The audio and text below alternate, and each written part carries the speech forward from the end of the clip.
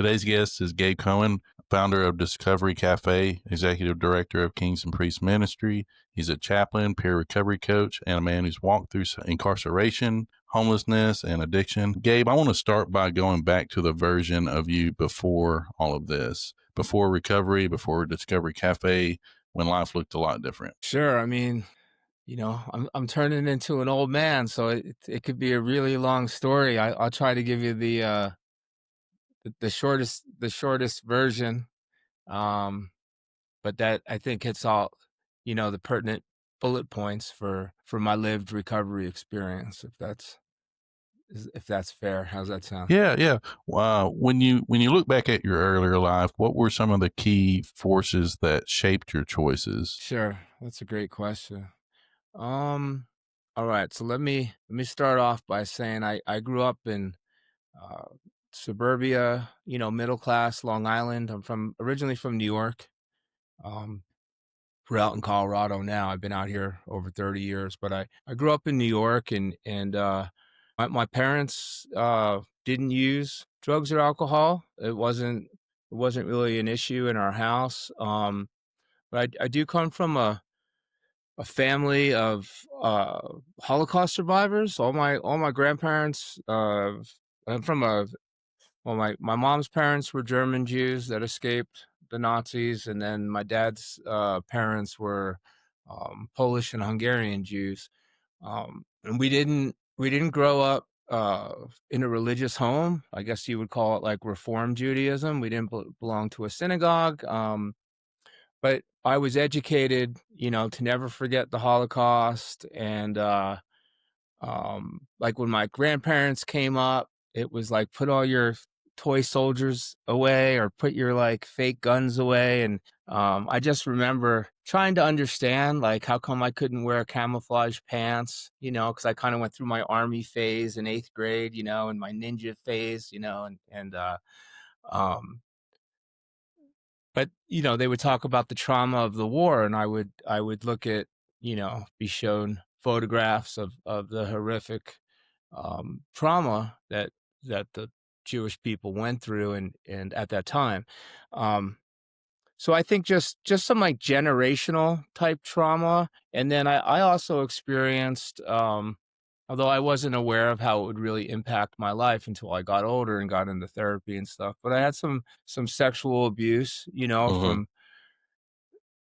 not family, but people in neighbors, basically, people of trust, and just kind of grew up feeling like this is a scary world, and um I really wanted to be I felt like if I could be a tough guy, um I could protect myself and my family, and so I kind of gravitated to kind of like that macho kind of I guess tough guys, if you will, that were in my neighborhood, and started using drugs and alcohol as a teenager. Was kind of depressed, I guess. Didn't really know what was going on with me, but I always just the messages of not feeling good enough. Didn't have much reinforcement, I guess, positive reinforcement from my father, although he was a good, honest man. But worked a lot. He was a salesman in New York, and worked long hours, long days. Didn't see much of him growing up. Um, when I was 15, I got arrested for my first. Well, I mean, it was we were messing around with a pellet gun, and uh, Mm. and we were shooting at cars. Um, I was a knucklehead kid, and doing stupid stuff, and I got arrested for shooting somebody when I was 15. That was my first, encounter with law enforcement, and my parents were devastated, that I would do such a thing, and it kind of it put a strain on us, and then I really just that was the same year I got arrested when I was 15. I tried cocaine, and cocaine really, that was my drug of choice. It just, you know, um, made me feel numb to everything, made me feel powerful. I should add too that I had an older an older brother that was a drug dealer. He was 10 years older than me, and he was a half brother, so I didn't see him that often. We didn't live in the same community. But when I saw him, he was like this macho guy. He had the gold chains and the muscles and the tattoos, and I wanted to be like him. And so that's another piece to this puzzle, as far as how we represent ourselves now, right? And kids are going to want to model their behavior after us. It was just a big influence. So I started lifting weights in high school, and by the time I was 18 years old, I was working, at a gym, and got introduced to steroids. And so now I'm doing cocaine, I'm doing steroids, I'm smoking weed every day. I basically dropped out of high school.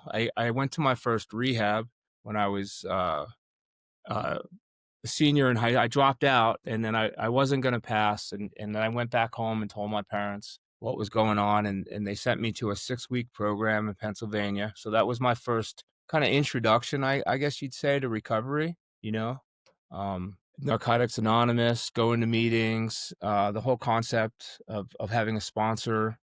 It was all new to me. And really, I went into my first rehab thinking, um, I want to learn how to not use dope so that I could still sell it and make that much more money, because I really turned into my best customer. You know what I mean? Oh yeah, I I mean, do I wasn't very good. personally. I was a hustler. I was a good salesman, I was but not a good I drug dealer at all. yeah, no, yeah. And so I came home from rehab.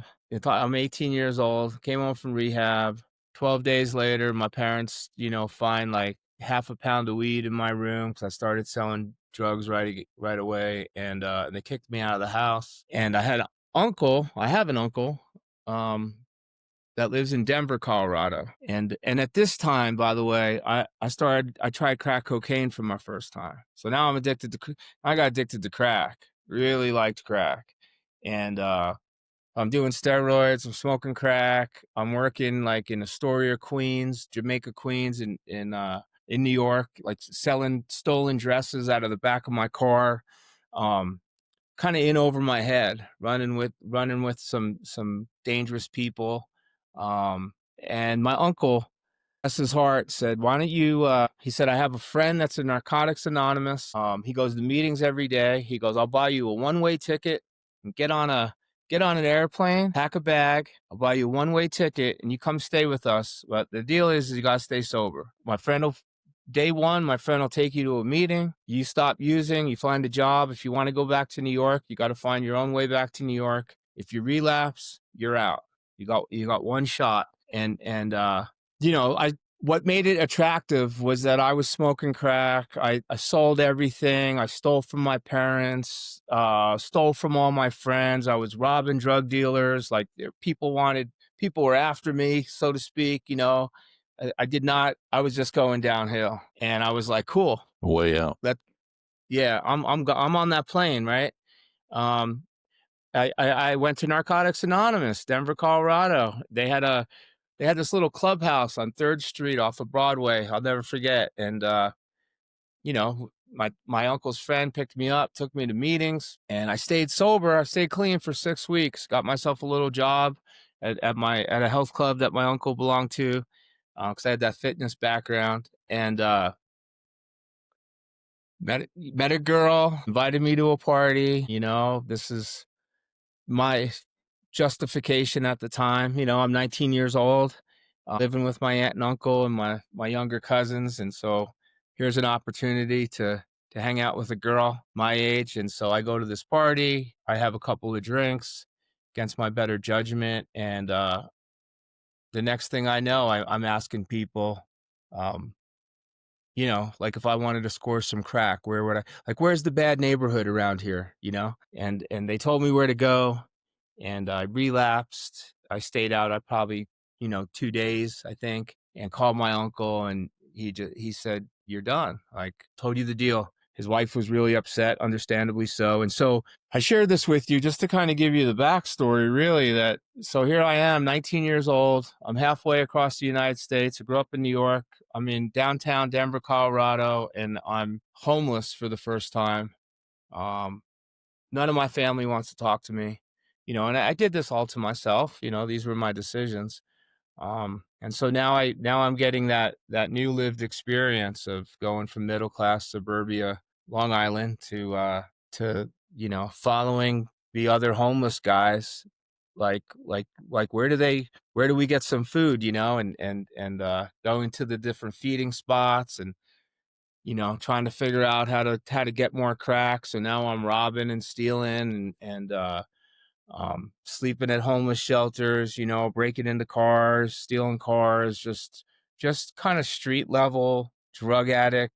I wasn't into like hurting people. Like I wasn't like, I didn't want to physically assault anybody and try to steal money, but I was stealing property, which is not, I'm not saying it's better, but I was a thief, I was in survival, I was in drug addict survival mode, if you Mm-hmm. will, and probably lucky very lucky I'm still alive, there were gangs in Denver too. I'm like this naive white kid from Long Island who thought he was a tough guy because I'm from New York and supposed to be tough because you're from New York. And I found out I wasn't that tough, and there's gangbangers and there's guns, and it was just like it was culture shock. And so I started all my misdemeanor arrests, from 19 to like 23. Like now I'm experienced going to the city jail, getting out, going to the county jail, and just in and out of jail, homelessness, living on people's couches, shacking up with the lady, getting kicked out because of my crack addiction, and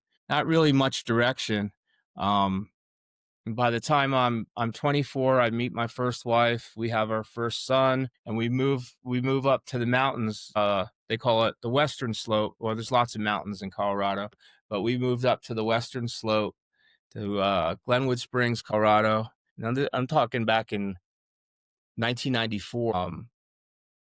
And, you know, basically it was like, we need to get out of Denver. And I started going to church. I really just started going to church with her because I was trying to save my marriage. I didn't know, and I don't want to turn this into like a Bible study, but I didn't know who Jesus was. I didn't know what this whole Christian thing was about. Feel free to And share whatever it is that okay, feel free to share, man. There's I welcome everyone on this show, and the thing thank is, you. what works for you may work for a lot of other people. Well, then I will say amen to that. And I'm a Christian Um, too, so Okay, well, all right, praise God, good. Um, and I'm very, I believe Jesus wants me to love everybody and respect everybody regardless of their faith or their life choices, um, but yeah, just to go back to that time. I mean, because it's a big part of my recovery. I consider myself a faith-based guy, and but at the time, it was like, want me to go to church on Sunday? I'm just trying to save my marriage. I don't want to lose my kid, my first son. He's about a year old. And I got introduced, to the church, going to church, got a job as a carpenter's helper. Uh, I remember like I didn't even know how to read a tape measure. I had no experience with tools. I didn't grow up like in that with that lifestyle. And so I was the grunt on the job, and got myself a tool belt and a hammer. And next thing I'm learning how to frame houses, trying to make an honest living. Um, I'm working in Aspen, Colorado. So Glenwood Springs is about 40 miles from Aspen. And I don't know if you know anything about Aspen. It's a beautiful place. very beautiful. There happened to be a lot of cocaine in Aspen. I'm sure there's probably a lot of cocaine in a lot of places if you're looking for it. Um, there were guys on my job site that were using, it wasn't crack, it was powder cocaine, but so I'm like, as long as I'm not smoking crack, then that's a plus, right? It's Step up. justifying my, yeah, it's a step up, right? I can spend $40 of my paycheck at a half gram on Friday, and everything will be cool. Well, it wasn't cool because I can't do just a half gram. I mean, I don't know if you have experience with your own, if you're an addict or you have any experience with that. Mostly methamphetamine, amphetamines, methamphetamines. Yeah, and I have some later on in the story. Got into some meth use, but I just I don't like coming down. I don't, once I get high, I don't want to come down. So my cocaine use increased. We had our second son. Bless his heart. Both my boys love my sons. But when he was actually, she was pregnant with my second son. She was about 2 months, couple months before she went into labor to have my second son. I got arrested in Aspen with some cocaine. Um, That's a whole nother story. But basically, I was tweaked out of my mind, paranoid, thought the DEA was after me, and it was a whole thing. I was not thinking clearly. I'd been up for a couple days. Police noticed me, got arrested, had some cocaine on me. Um, got my first felony drug charge. So from 1996, just to fast forward, 96 to 98, I violated that probation. I got a deferred sentence, violated probation 5 times, took off from a halfway house, failed drug tests, just wasn't really willing to change. Still going to church with my wife, trying to go to meetings, trying to stay, not trying hard enough, not really trying, just going through the motions, trying to make everybody else happy so that I could still do it my way. And finally, in late '98, um, they threw me back in the county jail, and I got my first prison sentence. They gave me 2 to 6 years, and they sent me to Buena Vista Correctional Center in Colorado State Prison. Yeah, at the time they called it, the nickname was Gladiator School.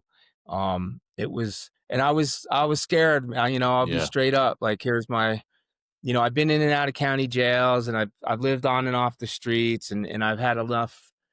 I've seen violence and been on the receiving end of it, and been on the other end of it, and don't like it. But it was pretty daunting, man, Yeah.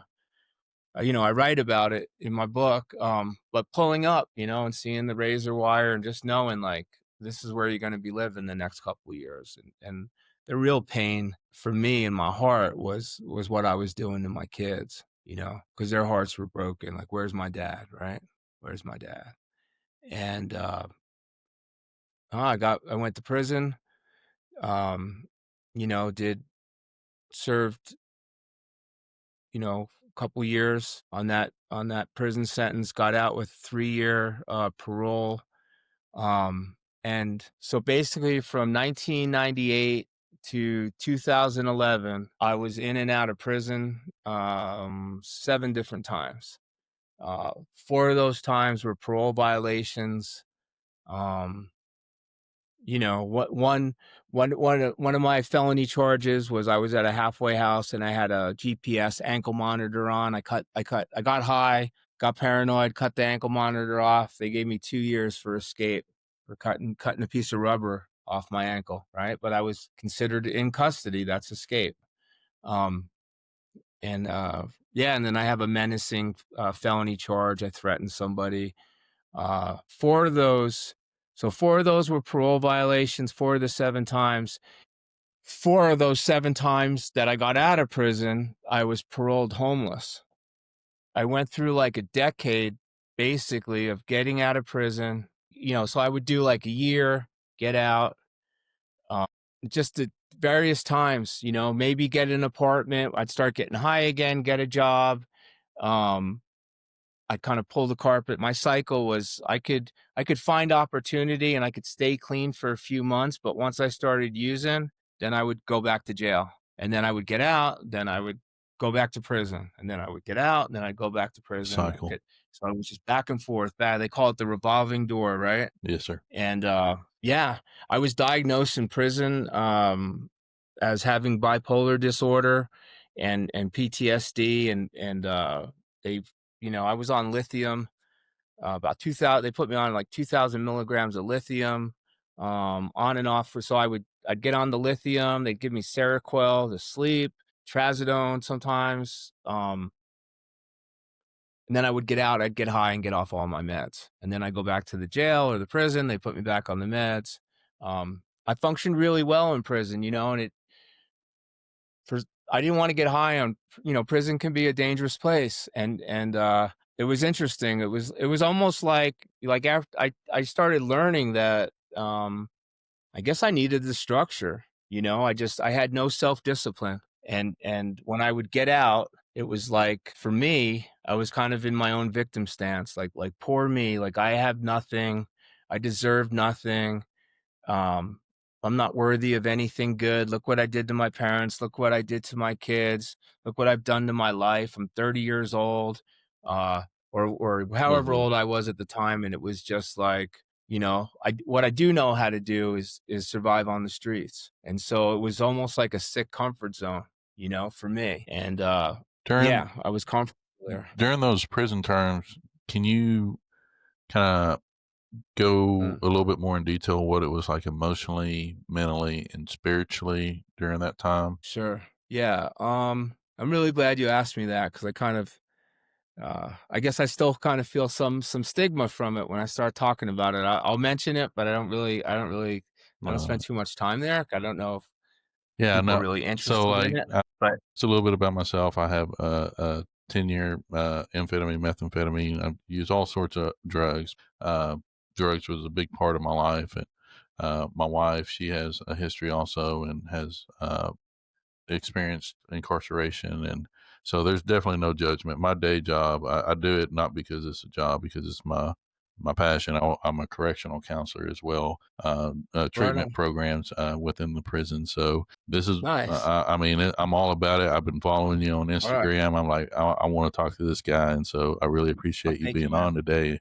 And so I take these and I try to put them in front of. I show them to my clients and as much as possible. Oh, Try to get the nice. word out. So, um, and people that are just as involved are a big population that I try to reach. So please, Sure. please, Cool. emotionally, mentally, Well, thanks. spiritually, going through that, I know is very difficult. And you mentioned that it provided structure, and then also there's institutionalism. So it's Right. like, what was that I like didn't for mind you? going back. Yeah, there were times. And by the way, thank you for sharing all that and giving me some background. 'Cause I certainly have a passion to work with the justice involved individuals, because I've been there.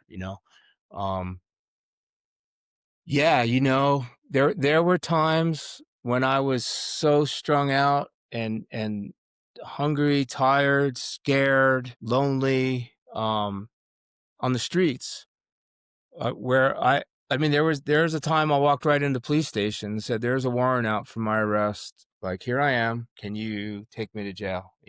Like cuff me up, uh, because I knew I could get some rest. I'd eat. Sometimes I needed medical attention.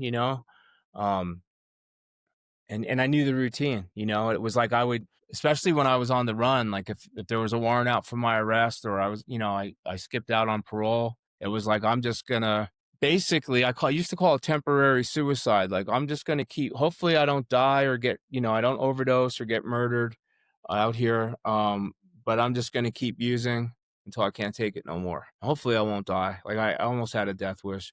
And there were times where going to prison or jail was like a relief. And when I say relief, because I mean, I remember times where I would hold my Bible just like on my chest, like it was a teddy bear, like a security blanket, because it would give me yet another opportunity to spend time with God, where I would read my Bible, and I went through some different phases too of like, because I come from a Jewish family, and it was like, well, maybe, I started reading some psychology books, and like Carl Jung, and go back to the roots of your father. So I'm like, maybe I need to get into Judaism more, so I started trying to practice Orthodox Judaism at one time, and was reaching out to all the Jewish organizations and trying to get stuff mailed in, and was getting the kosher meals.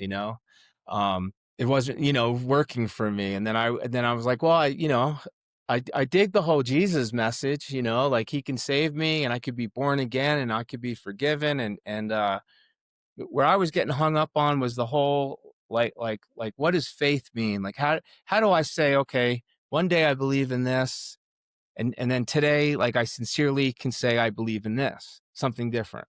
So I struggled there, and but I just kept reading my Bible. So then I started attending like Messianic Jewish services, so it was just some Jesus and there was some Jewish stuff in there, and um I was like on this spiritual journey, man. I really I wanted I wanted God to save me, and I wanted to be shown how I could be part of saving my own life. Like, what did I need to do? And so I was searching, and it was a journey.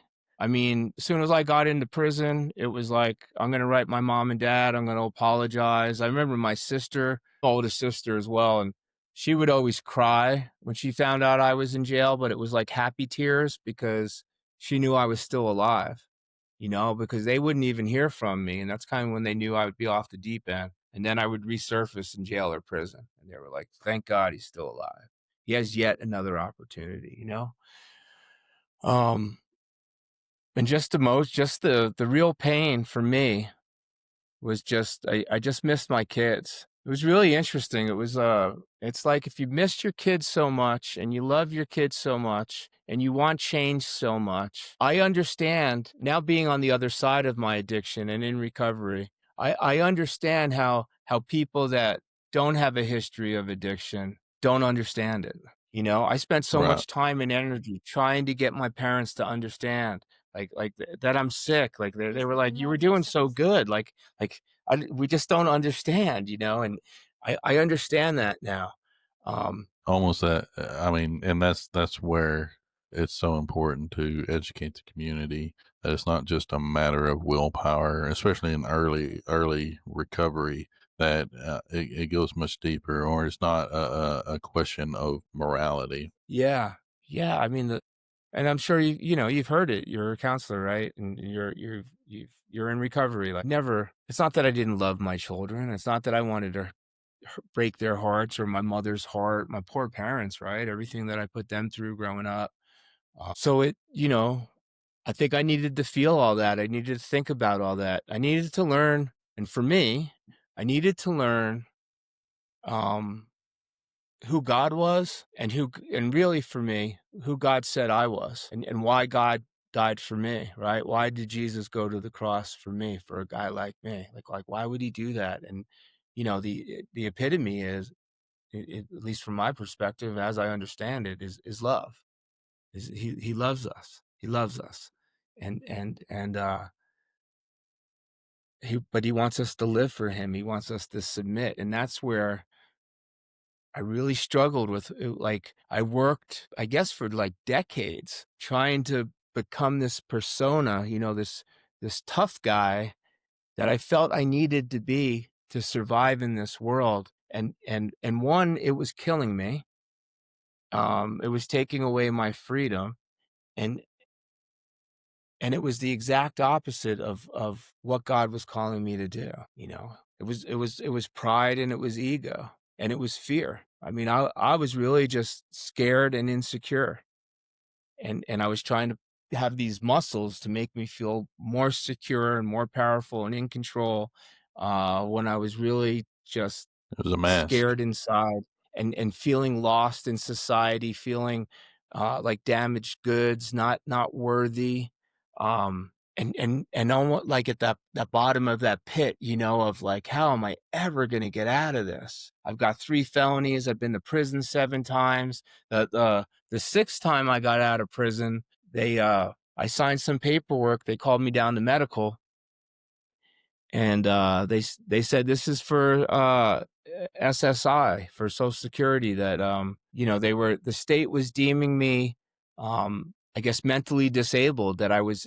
unable to work because I had been in prison on and off. I couldn't hold a job. I was mentally unstable. I was a crackhead. All those things, all those labels, and now the state was willing to give me a check for $700 a month and food stamps, and I didn't have to work, apparently, and I could get a rent voucher from parole. And I kind of, at that time, I thought I hit the jackpot. I'm like, wow, this is Right. okay. This is cool, I guess. And then I took a crack hit, and then I'm selling my food stamps, and then $700 doesn't go very far in this world. a month, and that was back in 2010. So I went back to prison the seventh time, and that's really where my life started to change. Although it still took me like a decade to kind of get to where becoming the man that I am today. But in 2011, I was sent back to prison the seventh time for 6 weeks. Man, they wanted me to kill my number, so to speak. I don't know if you ever heard that expression before, but like finish my parole, the last 6 weeks of a Okay. 3-year parole in prison for another violation. And that's where I was reading the New King James version of the Bible, and I was in Revelations, and it was chapter 1, verse 6. It's even to back up in chapter in verse 5 and 6, really, it says, those that believe in the Lamb of God, he has made them kings and priests. And for some reason, that the kings and priests just kind of illuminated out at me, because so what was going on in my head at that time is okay, so my oldest son is about to graduate high school. Like, I just missed like their whole childhood. Right. I got a boy in 10th grade. I got a boy in 12th grade. I don't even know if they want to talk to me ever again. Um, I'm a deadbeat dad. I'm a 3-time felon. I'm mentally disabled. I'm going to get out broke and homeless. I'm not going to have any money. I don't have a driver's license. I mean, once again, I have nothing.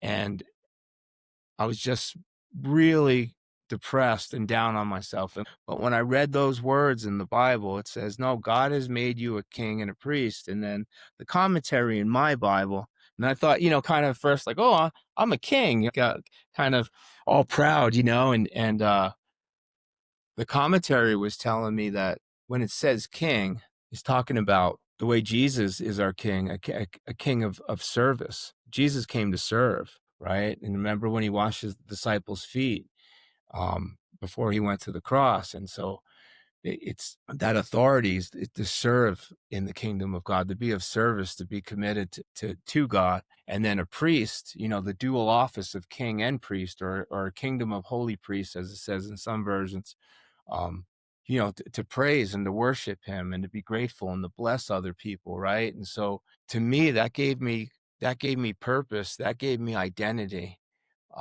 So that was kind of like the first notch of like, okay, I'm really going to pursue studying the Bible and get back into church. When I got out of prison the seventh time, all I wanted to do was reestablish a relationship with my two sons. Um, I was first time I was off parole for 10 years, so I could move anywhere I wanted in the state. And so I moved. I went into a hostel. They had open beds. It was like $35 a night for a cot, in the same community here where my sons were in high school. Um, and I went to duly diagnosed groups twice a week. I went to individual counseling. I went to AA because there was no NA in our community. There was only an AA meeting. Um, and I went to church. And I wanted to get off SSI, and so I started working as a carpenter again. And that same year, I had no intention. I know they say don't get into a relationship. I had no intention of getting into a relationship, but that same year. It was 2011. I met my current wife, um, and she got pregnant, and our son. My son with her, so I've got 3 sons now. We had a baby boy. He needed to have open heart surgery, emergency open heart surgery, when he was 3 months old. And my wife started coming to church with me. She was not a Christian at the time when we met either.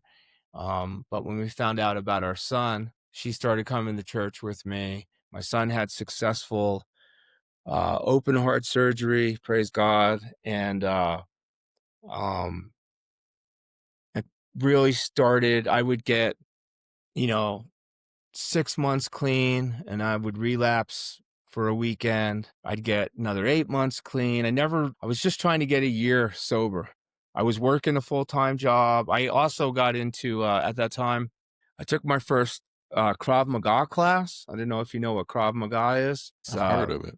It's a hand-to-hand combat. Okay. It's basically a self-defense system that the Israeli military uses. It was created for the Israeli military, and I was attracted to it because of my uh, Jewish Hmm. background, and there was some Krav Maga lessons going on in this community that I was in at the time, and I took my first class when I was 40, and I made a goal that I wanted to get my black belt. I always wanted to be a black belt in a martial art, and so I started training Krav Maga, and became an instructor, and I started my own Krav Maga business. I was teaching self defense in my community and working towards my black belt. And then I got into the security field.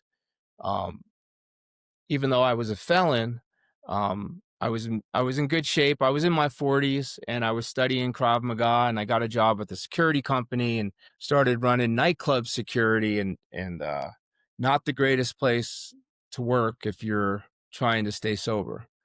Um, so again, it was like this identity crisis of like, I'm teaching classes, kind of like the whole tough guy thing Yeah. again. I'm a martial artist. I'm a bouncer at a bar.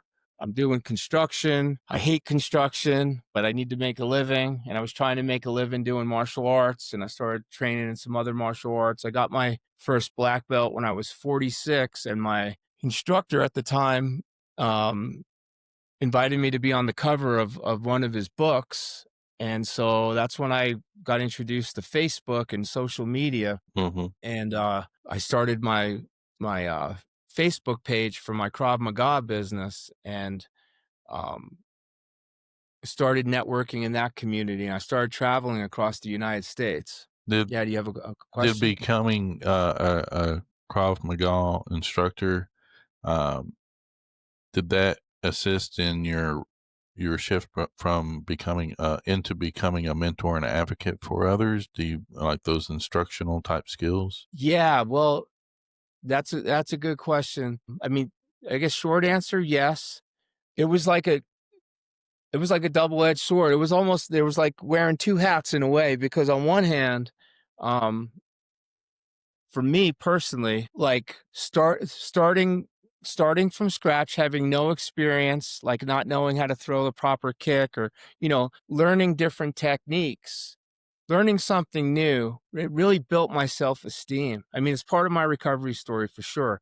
Like I am capable. I can learn new things. I am good enough. And so it boosted my self-esteem. It boosted my self-confidence, especially because the system that I was in, it had 5 levels, and it had instructor levels. And then I was invited to go train. They had, excuse me, a law enforcement instructor course. And I said, my instructor said, you're not the same man that you used to be despite your criminal record. And they invited me to come train with law enforcement officers, and I became a certified Krav Maga law enforcement instructor, even though I'm not a law enforcement officer, but I got the certificate to train. And so it really boosted my self-esteem and my morale. Really like uh helping people learn, and teaching, and being a positive role model. At the same time, I still had a hard time. I wasn't all in recovery wise. I still was trying to do it my way. And I started getting gigs like, I have a company called American Krav Maga. I have a little studio in our town, and I have a couple private clients. I don't have time to teach classes anymore on a regular basis, but I still want it in my life. I love it. But my American Krav Maga business, I started shooting videos in my backyard of you don't have to be part of these big organizations that have high monthly dues. I was teaching classes in my backyard, had $10 drop-in fee if anyone wanted to learn. I was teaching at the park. I was teaching at the local community center. I couldn't afford my own like school, my own dojo. And I started putting videos out there. And then I had a guy in New York that was like, hey, I was part of this big company, but they want $400 a month to be part of their organization. And I only have a handful of students, and he really liked the message I was putting out. I flew to New York, trained him as an instructor. I created a logo, and started selling like affiliate packages. So then I was like in California and Montana. I started traveling New Mexico, teaching, doing seminars. Went to Argentina, Europe. But I share that with you because when I would leave town, I'd get high and then try to get it back together and come back home and then stay sober. It was almost, and then it was started getting bad to like where I couldn't get on the airplane, where I was just too paranoid to go to the airport, or I didn't want my wife to see me getting off the airplane. Um, and by the way, during this time, my wife had left me 3 times because of my drug use, So it was when you ask about, I loved being a Krav Maga instructor, and I was doing women's self-defense seminars, like teaching women how to be safe. I've been a guest instructor at the law enforcement academy here at the college in our community. I've trained law enforcement officers. One of the black belts under me was a Chicago police officer. We've become pretty good friends. But I had like this secret drug use life. Okay. This is, basically in my 40s. Uh, in 2018, I worked my way up to work in local bars, doing security, to once I became a black belt and started traveling and making kind of a name for myself in the Krav Maga community. I started getting higher end gigs up in Aspen and working at private clubs and doing some like celebrity protection and close protection, executive protection for a company. In 2018, I overdosed on cocaine, and I was rushed to the hospital. I had kidney failure. So I had what they call rhabdomyolysis, which is my body was extremely dehydrated, and it releases toxins into your blood that affects your kidney function. Like people die from it. And so they didn't know if my kidney function was going to come back. I was hospitalized. I was hooked up to IVs, and for like 3 or 4 days, there was no improvement of my kidney. They were talking like, you're going to need a transplant, or you're going to die, or God willing, your kidney function will come back. But like, those are like the 3 options. I was stage 5, or I think stage 5 kidney failure. I think it goes to 6. I was either 4 or 5, whatever's right before death. I mean, that's where I was at. And I was just praying and praying, and basically prayed that if you let me walk out of here, I am all in and I will serve you. Um, I wanted to serve. I was applying at the local county jail. Like I wanted it. At that time, right before I overdosed, I felt like I knew something had to give. And I felt like if I could just be of service, I wanted to be of service in the recovery community, but I didn't have my own recovery yet, and I thought, I don't know if you see this in your field, but I can see it now too, being on the other side of it, where I wanted to be of service because I thought that would help me stay clean. Yeah. And if I was of service, then this is going to do it. Then I overdosed, and my application for the sheriff's department to go in as a volunteer to do Bible study had been approved. And then I was hospitalized for cocaine overdose. They didn't know that. I walked out of the hospital, and what really spoke to me, talking biblically, was when Christ told Peter that you're going to deny me 3 times. And Peter's like, there's no way I'm going to deny you. Right. And in the end, Peter denied him. But look at in the next chat in Acts, look how God used Peter at Pentecost. Right. And so that really encouraged me. And that's really when, the concept of, for me at least, like, and I heard it at one of my CCAR recovery coach trainings. They say you're in recovery when you say you're in recovery, because everyone's recovery looks different. And Yeah. I just felt like the door was open at the county jail, and this was between me and God. If the jail knew, like I literally just had like 6 days sober, like I just got out, they probably wouldn't let me in the jail. But I went in there. I wasn't lying about my sobriety. Nobody asked me how much clean time I had right off the bat. And so I just started doing Bible study. I just started Kings and Priests ministry in the county jail. And I went to AA. I got a sponsor. that had 40 years sobriety, a retired English teacher, Bob, who was great, helped me save my life. I went to AA, I went back to therapy, I went to church, and I quit my full-time job. I quit working at the nightclub. I just cut all the people off that I used to use with, and I was all about being of service and going and doing my recovery, putting in my work for me, and then being of service to others. And that uh, I really never looked back, you know. Um, and I started in one county jail, and then it opened up a second county jail. And I thought it would be great if I could make a living doing this, but right now it's not about the money. Um, I was blessed. My wife had a full-time job, and I was still teaching Krav Maga on the side to make a little extra money. I would do some safe security jobs, like, working at like a museum or something, standing there for 8 hours, whatever, to kind of make some money. But I wanted to be of service, and then I started volunteering at the parole department.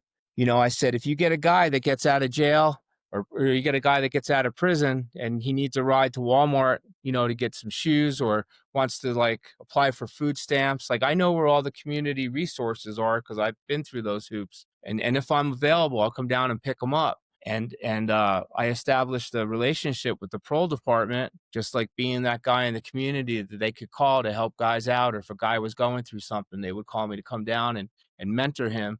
Um, and then COVID hit, 2020. So for about 2 years, I was being of service, volunteering. Started kind of like street ministry stuff, just going out and having conversations with people on the streets, handing out hygiene packets and serving food when I could. Um, COVID hit, and I had some guys that I had been ministering to in the jail getting out of jail, and everything was shut down. The AA meeting, and the only AA meeting in town was non-existent. Right? There was no jobs. There was no place to go get a free meal. Um, and that's kind of where I I thought, I'm gonna go rent a building, and we'll get a crock pot. I mean, whatever the health department says we need to do, I'll wear masks, we'll get hand sanitizer, but like, I'm gonna serve food, and we'll have an all recovery meeting. If AA wants to come in and host a meeting, like, as long as I'm going to do this till they tell me I can't do it. I had no experience. I really didn't know where to start. And I pitched the idea to one landlord because businesses were hurting too. Like, it was hard to like rent out some retail stores at the time. And this I is found a place. the foundation for Discovery Cafe. Yeah, yes, sir. Absolutely, yes, sir. Thank you. And I pitched the concept to the landlord, and he liked the idea. And I also, at that time, I had taken my first recovery coach training with entity called CCAR. They're based out of Connecticut, and that's really when I learned about that there's multiple pathways to recovery. It really opened up my eyes to what was outside of my rural community. I'm in a very transient, kind of a tourist community, Glenwood to Aspen, but they call it Down Valley.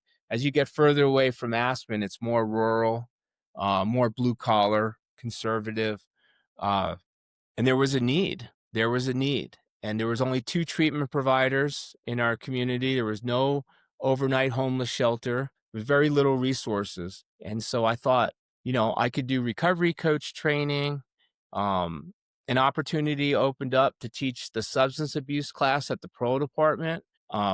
I'm not a drug and alcohol counselor, but I knew a guy in AA meetings he was a CAC 2. And I talked to parole. I said, what does it take to do this class? And they told me, contact DOC, Department of Corrections, get the paperwork.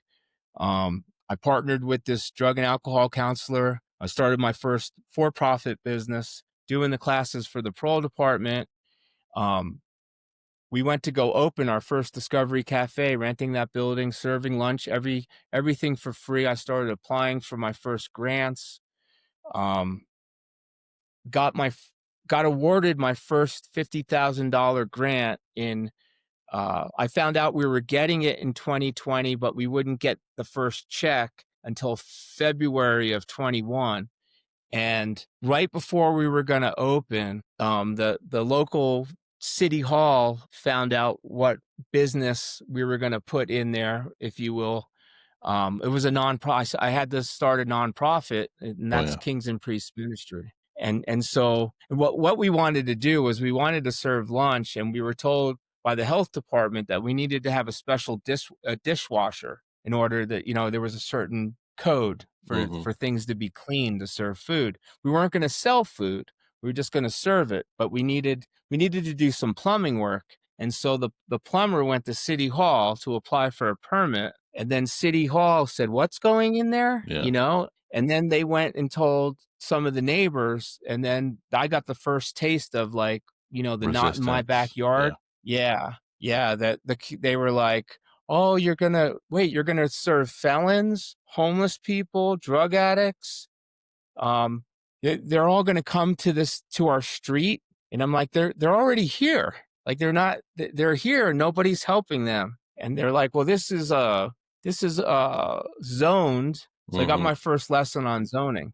This is zoned for a retail business that generates sales tax for the city. So check this out, man. They were okay with the head shop that sold crack pipes, meth Oh pipes, yeah. all the paraphernalia. That was a block and a half away. That was okay to be in business. And I think that attracts felons, drug addicts, Oh yeah. and some homeless, you know? If not, makes them. But I want to help people, and that wasn't okay.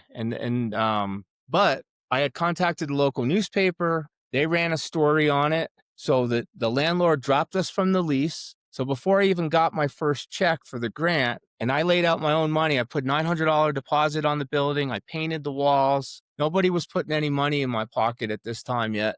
Um, the newspaper article came out, like, recovery center on hold. And the dean at the local community college saw the article very next day, called me up and said, "I don't know if it would work for you or not at our campus, but because of COVID, everyone's basically doing classes online. If you want it, we have a mask mandate on campus, but as long as you're willing to follow the rules, I think we can lease you a classroom." It's Which incredible. was really cool because they had a full gymnasium, they had a computer lab. I mean, it was a college campus, and they had a maintenance guy that cleaned up. I didn't have to worry about clogged toilets or anything like that. Um, it was like a godsend, man. So I bought 5 leather chairs, and we bought prepackaged food as per the health department. So we weren't making anything, we weren't handling Hmm. any food ourselves. And that first seed money, that first grant I got, gave me a little salary. I started the grant, simple budget. It was $50,000, and I'm like, if I can make $500 a week to support my family, um, that's enough. I could pay my phone bill. I can pay my car insurance. I can contribute a bit to our family's, food and bills. I'm willing to do this for $500 a week. So that's 26,000 out of that 50. Then I needed about 8,000, 10,000 for rent, and I needed a couple thousand for food and insurance. And just real simple budget. We started Discovery Cafe.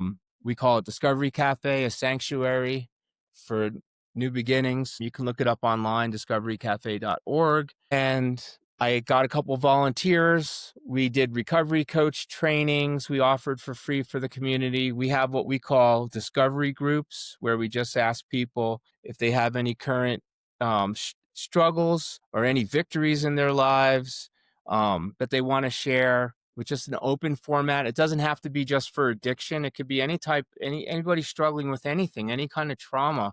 Um, Homelessness, incarceration, people going through domestic violence. We just wanted to create like a safe space where people can come, and there's other people in recovery with a lived experience that can give them some support. And then we kind of look at ourselves as like a resource broker, right? So if someone needs some mental health counseling, we know who to call. If someone needs housing, we know who to call. You need to go to maybe sober living or treatment, we know who to call. Maybe we can get you a scholarship. So really just being, that non-traditional kind of resource for people that might be struggling in recovery. Where can people support you in your mission in the Discovery Cafe and the peer recovery coaching? Thank you. We do have, if anyone's so inclined to donate, we have if you go to discoverycafe.org, discoverycafe.org, right on our homepage, there's a donate button. And if you just go there, um, you can donate online if you're more comfortable sending a check. Discovery Cafe falls underneath the umbrella. The actual nonprofit that I started back in 2020 is called Kings and Priests Ministry. It's a registered 501c, PO Box 754, Newcastle, Colorado 81647. But if you go to my website, you can donate online. We started with one Discovery Cafe. We've since moved from the college to the downtown public library in Rifle, Colorado. This is a rural community where there wasn't very many resources, and there still isn't. Um, and we have a second location in Glenwood Springs now.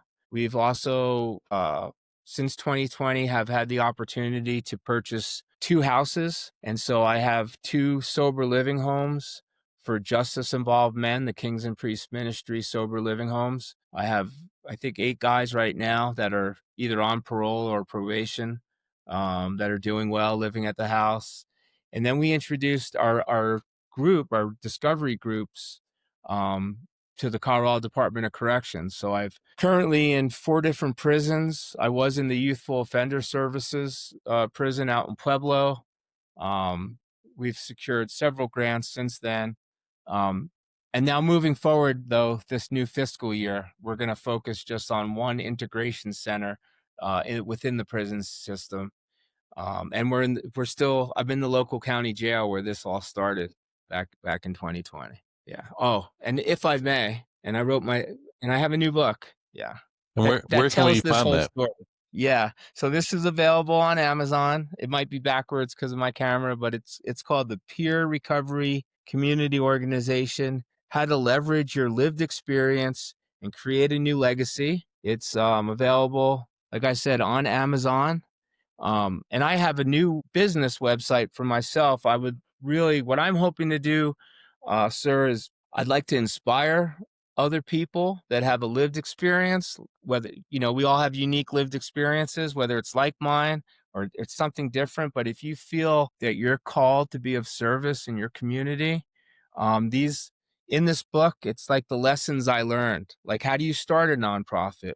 What's a board of directors? Why do I need a board of Very directors? cool. How do I find the right staff, And that's And it just yeah. that's the nuts and bolts of how to really get your dream off the ground. So thank you for providing that. Yeah, no, thanks for this opportunity. I really, I wanted to tell the story. There's some stories about myself, which speaks to why I do the work I do. But it's more like this book's more about my new lived experience of Hmm. starting a nonprofit with no experience and navigating through the state agencies and different government agencies, Department of Corrections, and how we're doing it, and how you can do it too. So Man, yeah, thanks for this before opportunity. we close today, is there any message you'd like to share directly with those who are listening, whether they're struggling, rebuilding, or just trying to figure out what comes next? Yeah, I think it's just really important to remember that you are loved, you were created with great purpose, um, and you're worthy and you're worth it. And don't give up. Don't give up. You'd be surprised how many people actually want to help you today. And you just got to be willing to go ask for help. Don't give up because you're worth it. Yeah. Gabe, thank you for your story. For those listening, thank you for listening to Pathways to Recovery. Like, follow, share if this helped you. It might help someone else too. Thank you, Joshua.